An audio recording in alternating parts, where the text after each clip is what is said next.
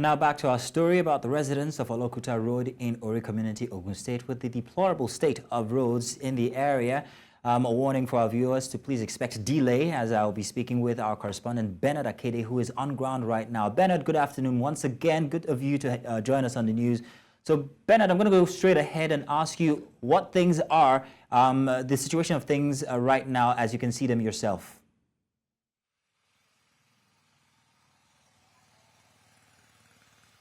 All right, Mazino, first of all, I'm standing in front of the Professor Wole Soyinka Train Station in Ogun State, Abeokuta. I haven't taken the train right down here before, but I hear that it's a really cool journey and a wonderful experience. However, it's an entirely different story when you get here. And the fact is that there is a bridge just behind me over there. I'll zoom in so you can see that bridge. Now, all the way from that bridge down to where I'm standing, you can see that the road is actually tarred, making accessibility a bit easy for people making it down to the train station here.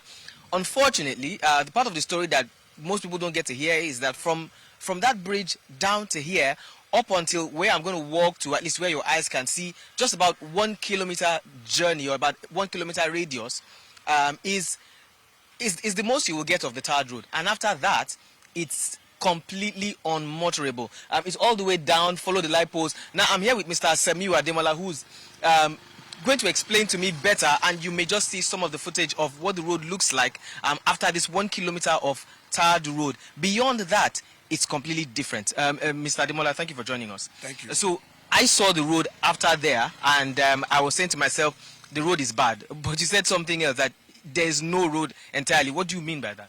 Good afternoon, viewers. My name is Musba Semiu Ademola, a resident of Orioshoko, the host community to Professor Wole Soyinka Train Station, a middle train station between the Lagos-Ibadan train line.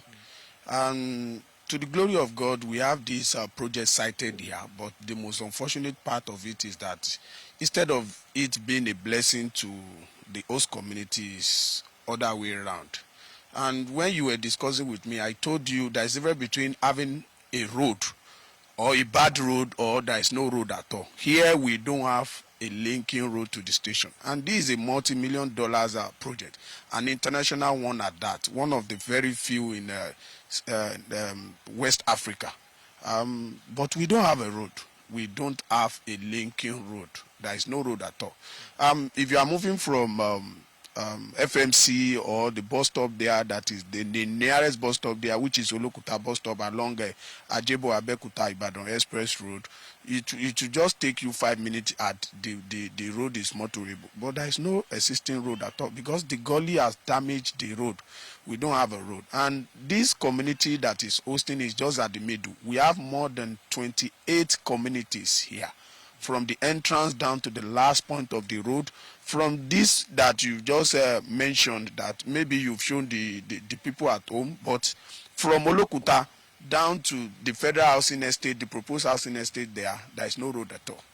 Now, Mazino, just before I leave you, while we were there speaking to some of the residents who live along that, I was going to say bad road again, but like he said, non-existent road, they were explaining how the road has impacted their lives negatively in the past few years, and how they were expectant that the siting of this project would bring development, particularly economic development, to this area. Unfortunately, the reverse is the case. Can you tell us what the non-existent road has done, or the dilapidating state of that particular road that's supposed to link this train station, what it has done to people's lives and businesses? Well, let me come by this. The host local government of this project is Obafemi Owode, and it is known to everybody in Ogun State that Obafemi Owode is an agrarian local government.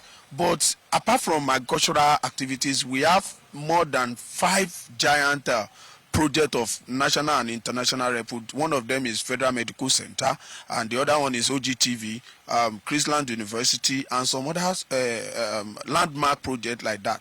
But you know, first of all, most of us are farmers. We don't have an access road to either come in or transport our goods back to the city. You know, you are living here. you have a pregnant wife, you are expected to link the Federal Medical Center in less than 5 minutes, but there's no road. It will take you 35 minutes, 1 hour before you get to Federal Medical Center, a journey that's supposed to be less than 10 minutes. Apart from the economic, the living standard is below expectation, because if you don't have access road, you may be saying you drive, but if you are spending 30,000-40,000 to repair your car, to maintain your car monthly, that is a negative impact on your financial activities. All right, thank you so much. Now, the irony of the whole thing, Mazino, just before I leave you, is the fact that just about a month or two ago, we saw glamorous pictures and videos coming out from Ogun State, the Ojude Oba Festival. I was there personally, and it was fantastic. But this is the side of the state that nobody has actually talked about. So if there's beauty coming out of this state, there's industrialization coming out of this state, you would expect that infrastructure that will lead to the success of these things would equally be as fantastic as these particular things that we...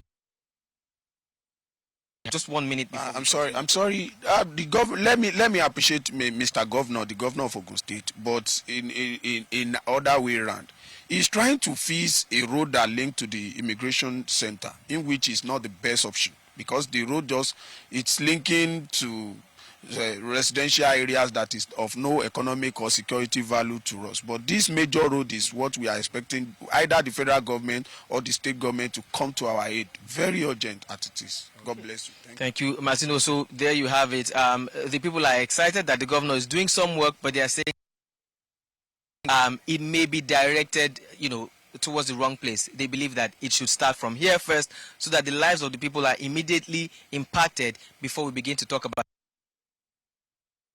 other facilities. And that is the state. Well, Bernard, thank you very much. Very interesting package there. And of course, thank you for also giving us a very interesting interview with the guest you had on there. Thank you, Bernard.